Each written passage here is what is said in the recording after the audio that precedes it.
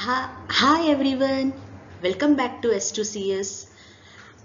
After a long day gap, I'm again back with a new topic, that is memory in computer system. In my previous video, I covered regarding the topic system bus. If you have not watched that video, you can visit my channel and have a look on it.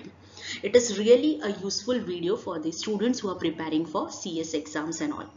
So today I'm going to discuss regarding what is memory and types of memory. So let us start.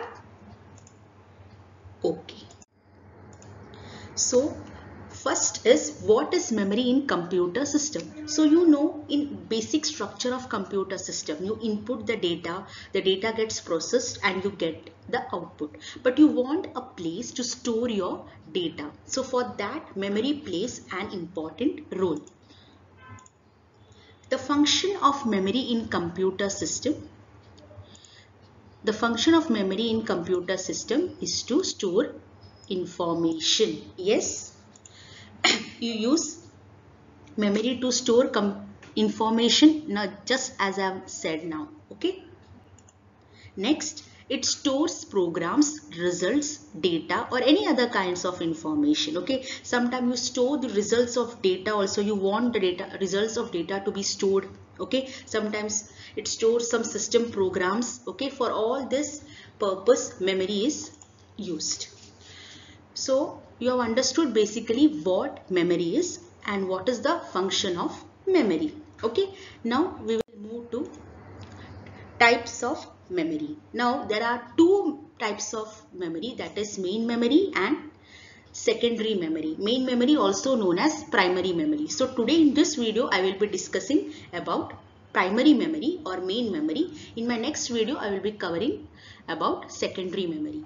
So starting with primary memory, the main memory is a fast memory. Okay, in the terms of execution, this memory is very fast.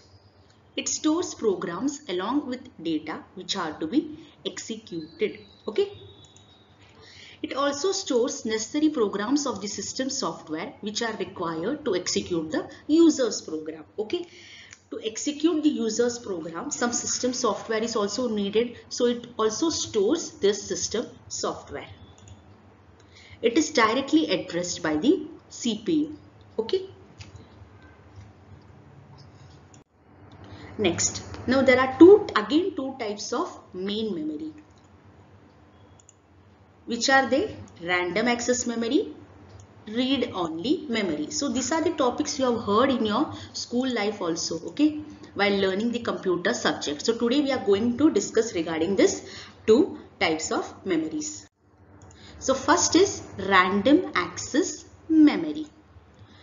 The acronym RAM stems from the fact that data stored in random access memory can be accessed, as the name suggests, in any random order, or you can say any random bit of data can be accessed just as quickly as any other bit. I will tell you in short what actually these sentences mean.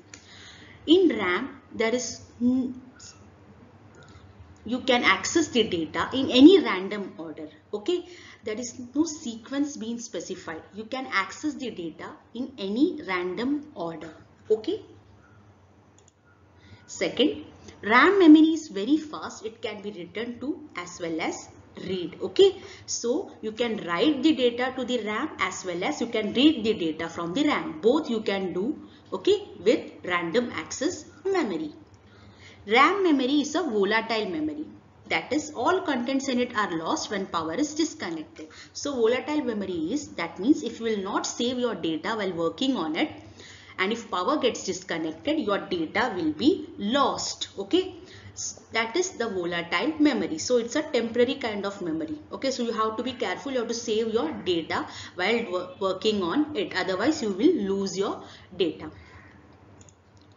RAM is expensive as compared to secondary memory. Okay, if you compare with the secondary memory, due to its fast execution and all, RAM is expensive.